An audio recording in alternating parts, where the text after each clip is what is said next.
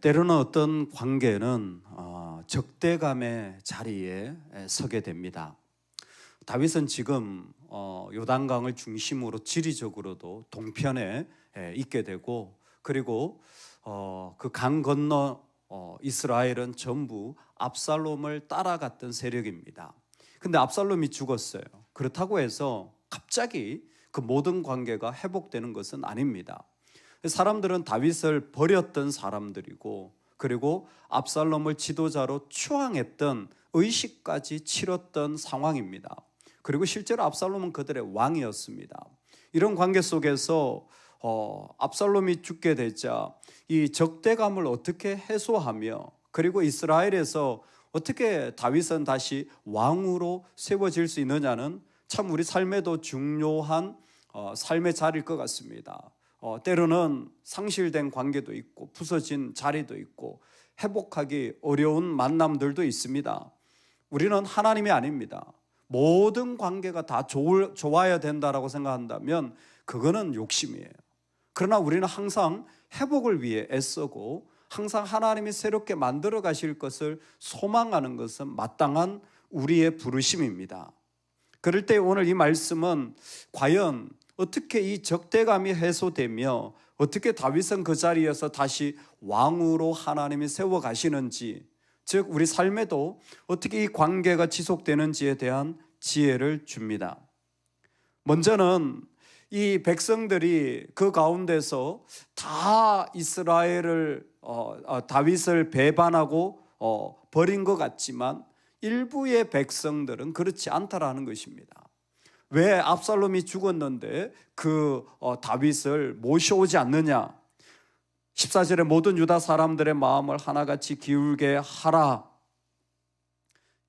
결론은 유다 사람들이 다 하나가 되었어요. 근데 출발은 무엇이냐면 너희가 어찌하여 왕을 도로 모셔올 일에 잠잠하고 있느냐. 이 작은, 즉 회복에 대한 소망과 기대로 이 모든 일들이 출발됩니다. 아마 친다윗파가 그 가운데 남아 있었을 겁니다. 그리고 그들은 유다 모든 사람들의 마음을 하나같이 하게 되는 결론에 이르게 됩니다. 여러분, 오늘 우리가 우리 삶의 자리에 어떤 일들을 할 때 그곳에 하나님의 나라가 세워지는 은혜가 있기를 소망합니다. 그냥 우리의 인간적인 친분이나 삶의 생각이 아니라 하나님의 나라가 그 가운데 세워지는 것이 가장 중요하고, 지금 다윗을 통하여 그 모습을 보여줍니다. 우리에게서는 이 모습을 보면서 정말 주님의 지혜를 다시 한번 생각하게 됩니다. 다윗이 그 남아있는 다윗파로부터 초청을 받아서 이제 요단 이 강을 건너고 이스라엘로 돌아올 때 첫 번째로 그 전에 한 일이 무엇이냐면 그곳에 있는 유다 장로들을 만나서 그들을 도전하는 일입니다. 유다 장로들은 유다 지파의 어떠한 핵심이기도 했지만 다윗은 이스라엘의 왕이 되기 전에 먼저 헤브론에서 유다 지파의 왕이 된 이력이 있습니다. 그래서 이 유다 장로들은 그 오래전에 그 헤브론에서부터 다윗을 지지했고 함께 했던 그런 리더들을 말할 것입니다. 그리고 물론 그들은 유다 지파 전체의 대표들이기도 합니다. 이 유다 장로들에게 먼저 이 소식을 알리는 이유는 무엇이냐면 관계가 새로워지고 다윗이 돌아올 때에 먼저 순종해야 될 사람들이 있다라는 겁니다. 먼저 그 가운데 세워져야 할 사람들이 있다라는 겁니다. 앞장서서 그 일들을 감당해야 할 마음을 품어야 될 사람들이 있다라는 겁니다. 이때 다윗은 그들을 향하여 표현하는 것이 무엇이냐면 골육이라는 표현을 합니다. 너희는 내 형제요 내 골육이거늘 너희는 어찌하여 왕을 도로 모셔오는 일에 나중이 되리요. 다윗이 그들에게 전달하는 메시지는 무엇이냐면 너와 나는 깊은 관계 속에 있는 그러한 관계라는 거죠. 그래서 유다 장로들이 사실 압살롬을 따라갔던, 어떻게 보면 다윗을 배신했던 그런 마음들이 있기 때문에 쉽게 다윗을 따라가지 못합니다. 그때에 다윗이 그들에게 도전하는 것이 너희는 나의 형제요 골육이라는 거죠. 오랜 깊은 관계 속에 우리가 함께 하고 있다라는 것입니다. 이것은 다윗이 그들을 향하여서 내미는 사실은 사랑의 손길이죠. 우리는 서로가 떼어질 수 없는 관계 속에 있다라는 겁니다. 실제로 유다 사람들이 사무엘하 2장에 보면 다윗에게 와서 그에게 부탁하여 기름을 부어 유다 족속의 왕으로 삼았던 그런 관계가 있습니다. 그러니까 단순히 지금 상황뿐만이 아니라 그들 안에는 계약 관계, 왕권, 그리고 그 안에 친밀함이 다 포함되어져 있는 거죠. 다윗은 지금 그들에게 묻는 겁니다. 왜 지금 내가 쫓겨났고 너희들이 배반했다고 해서 굳이 우리의 관계가 상실될 필요가 있느냐라는 겁니다. 대단하죠, 다윗. 대단하죠. 자신을 쫓아낸 사람이고, 그리고 버린 사람이고, 배신한 사람인데, 근데 다윗이 그들에게 우리가 골육이라고 말할 때에, 그래, 일은 잘못될 수도 있다. 너하고 나하고 생각이 다를 수도 있다. 그런데 관계가 그렇게 끊어질 필요가 있겠냐? 지금 그거예요. 여러분 어떻게 생각하십니까? 우리나라 문화에서는 찾기 어려운 표현이 있죠. 우리는 일이 틀어지면 다시는 안 보는 문화입니다. 그게 우리나라 문화죠. 뭔가 서로 마음에 안 들면요, 우리는 영원히 등을 돌리는 민족의 좀 민족성을 가지고 있어요. 반대로 또 마음만 맞으면 또 불같이 일어나는 또 그런 또 성격도 있습니다. 근데 지금 다윗은 골육이라는 표현을 그 유다 장로들에게 표현하는 거예요. 여러분, 이 말을 들은 유다 장로들은 얼마나 당황스러울까요? 얼마나 마음이 어려울까요? 다윗은 지금 자신의 왕국을 세워야 됩니다. 하지만 그보다 더 중요한 건 하나님의 나라가 세워져야 합니다. 오늘 우리 안에 우리 왕국 세우기 전에 하나님의 나라가 세워지는 은혜가 있기를 소망합니다. 하나님의 나라는 바로 이와 같이 그 안에서 누구도 끊을 수 없는 깊은 관계가 그 가운데 함께 이어지는 것이죠. 이 중심적인 역할을 했던 사람이 사독과 아비아달입니다. 예전에 다윗이 따라오려고 할 때 따라오지 마라, 너는 다시 돌아가서 그 가운데서 제사장 역할을 해라. 바로 그 사독이지 않습니까? 그래서 압살롬 곁에서 제사장 역할을 끝까지 해서 예루살렘에서 계속해서 그 상황을 다 알고 있던 사람들입니다. 사독과 아비아달을 보면서 분명한 거 한 가지가 있어요. 여러분, 다윗이 이 일을 이룰 수 있었던 것은 이런 능력이 있기 때문입니다. 진짜 능력은요, 탁월한 은사가 아니라 끝까지 남아있는 사람들이에요. 진짜 재능 있는 사람이 아니라 끝까지 남아있는 사람이 하나님이 쓰시는 사람들이에요. 사독과 아비아달을 보면 분명해요. 이들은 사실 존재감 자체가 그가 가지고 있는 직분에 비해서 다윗 역할에서 보자면 거의 한 것이 없어요. 거의 한 것이 없어요. 그럼에도 불구하고 이 사람들을 다윗이 믿고 신뢰하는 것은 끝까지 남아있는 사람들이기 때문에 그렇습니다. 어떻게 보면 오늘 우리 땅에도 우리가 살아가는 자리에도 이와 같은 일들이 그들을 사용하시는 때에 부르시는 거죠. 언제 그 타이밍입니까? 사독과 아비아달을 불러낸 것은 이제 모든 비난이 사라진 때예요. 여러분, 이게 회복의 때예요. 섣부른 사람들은요, 아직 마음의 상처와 비난도 사라지지 않았는데 막 관계가 만들어져야 된다고 생각, 더 나쁘게 만들어요. 더 나쁘게 만들어요. 지금 그 모든 비난이 사라진 때에 사독과 아비아달을 통하여서 유다 장로들에게 메시지를 전하는 거죠. 너는 우리의 골육이다. 그래, 다 좋아. 그 말도 맞고 우리가 참 오해한 것도 많고 우리가 서로 미워한 것도 많는데 그렇다고 우리 관계가 깨어질 필요는 없잖아 라는 다윗의 메시지는 그들에게 전달이 됩니다. 여러분, 오늘 우리에게 이 중심이 있길 소망합니다. 정말 마음에 안 드는 사람 있죠. 정말 나하고는 체질적으로 안 맞는 사람들이 있어요. 여러분, 그래도 그 속에서 우리는 관계가 깨어질 필요는 없다라는 이 마음을 가질 수 있기를 소망합니다. 할렐루야. 그래서요, 관계의 지혜는요, 관계를 좋게 만드는 것보다 안 좋은 관계를 피하는 게 더 지혜로운 겁니다. 굳이 관계를 좋게 만들려고 하지 않아도 돼요.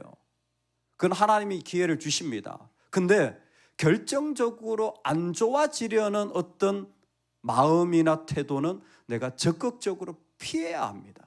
그러니까 어쩔 수 없이 그 관계가 되도록 우리 삶의 자리를 세워가는 것이 훨씬 더 중요해요.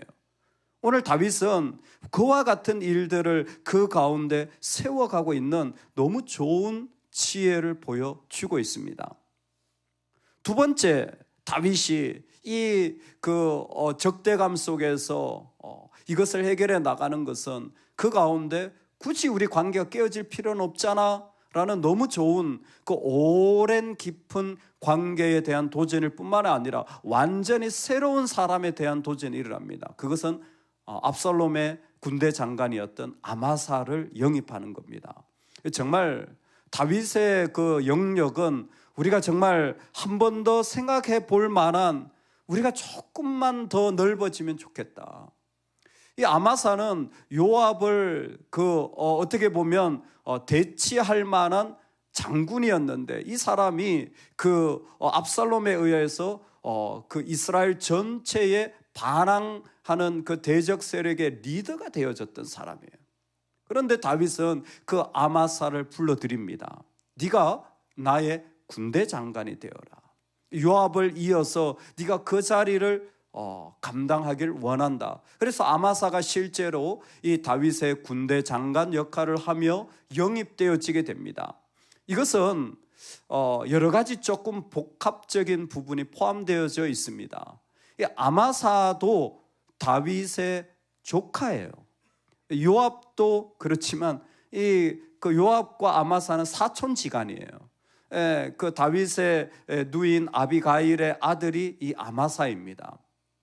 그러니까 사실 하나님이 이 관계 속에서 완전히 끊어낼 수 없는 어떤 장치가 있었죠. 근데 또 하나 어려웠던 게 뭐냐면, 이 요압이 옆에 있는데 요압이 안 되는 게 뭐냐면, 요압은 자기 생각대로 해야 되는 거예요. 순종이 안 되는 거예요. 힘은, 능력은 있는데 컨트롤이 안 되는 거예요. 이런 사람은 쓰임받을 수가 없어요. 특히나 이 사람이 압살롬을 죽였습니다. 요압이 죽였거든요. 이 복합적인 관계, 과연 다윗이 어떻게 해야 되나? 요압의 힘이 다윗의 힘보다 더 강해졌어요. 그게 지금 상황입니다. 여러분, 하나님의 질서가 깨지면 안 돼요. 하나님의 질서가 깨지면 안 돼요. 아무리 능력이 있어도요, 하나님이 세운 질서대로 해야 되는 거예요.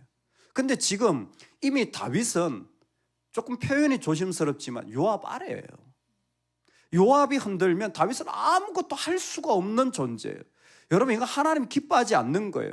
요압도 그 자리를 알고 있을 것이고 다윗은 너무 잘 알고 있는 거예요. 그리고 특히 아마사는 북이스라엘 전체를 대변하는 세력입니다. 자신이 유다의 어떤 대표성을 가졌다면 북쪽은 대대로 사울의 지지를 가졌고, 사울의 지지가 지금 압살롬에게 갔던 거였어요. 지금 그 지지를 아마사가 가지고 있는 겁니다.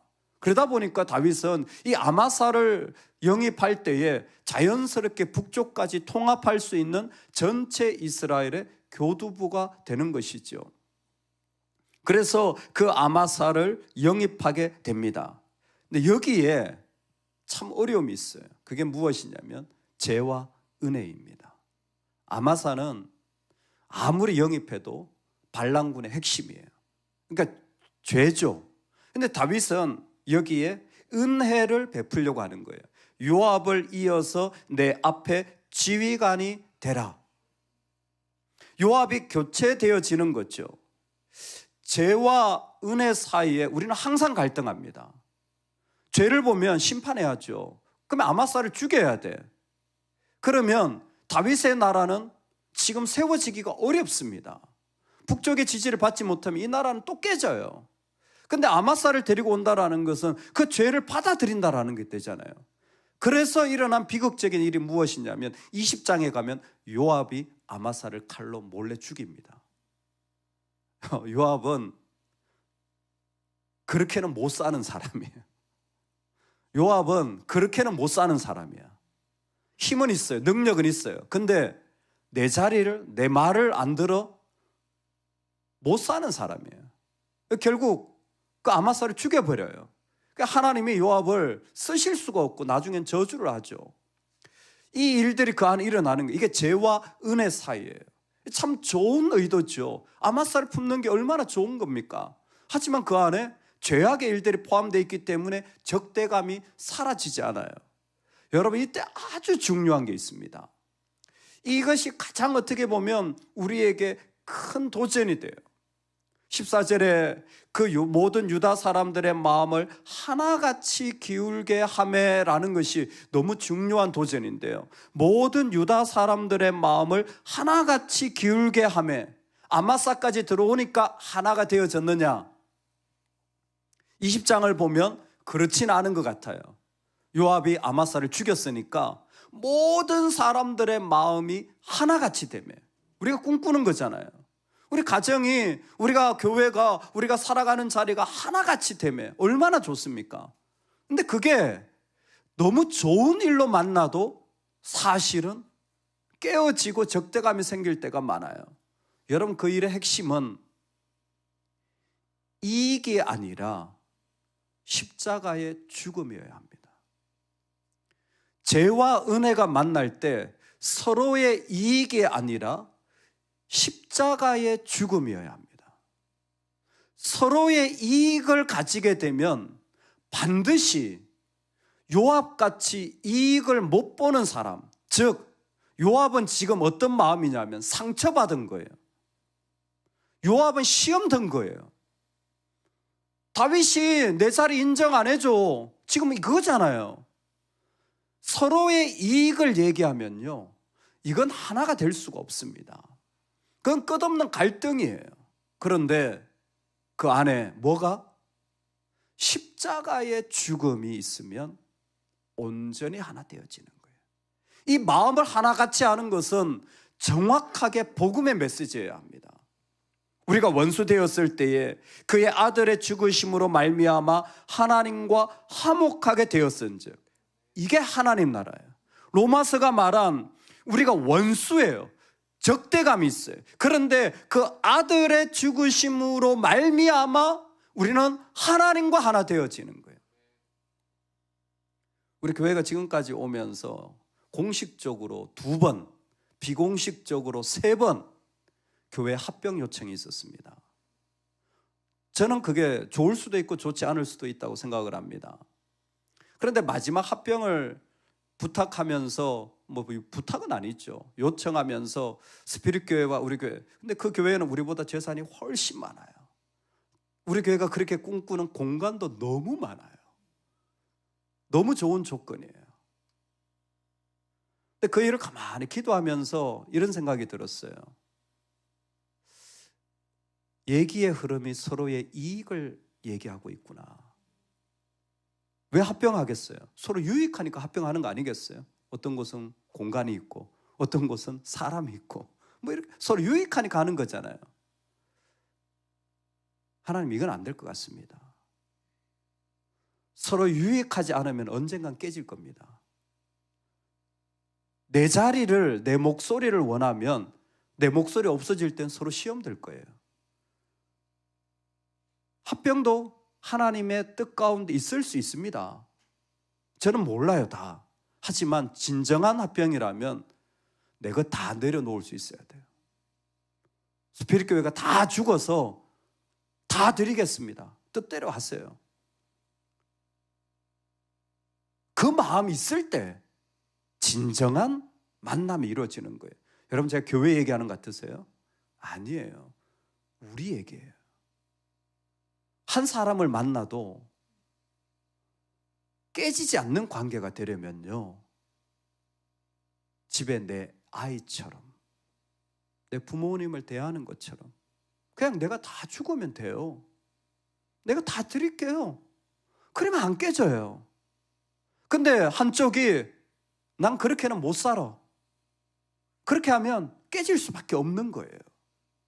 십자가의 죽음이 아니고서는 이 세상에 어떤 관계도 지속될 수 없습니다. 그래서 우리는 복음 안에서 만나야 되는 거예요. 복음 안에서 세워져야 되는 겁니다. 그게 아니라면 차라리 하지 않는 게 나아요. 차라리 하지 않는 것이 지혜롭습니다. 오늘 다윗이 그 동쪽에서부터 서쪽으로 이제 입성하게 돼요.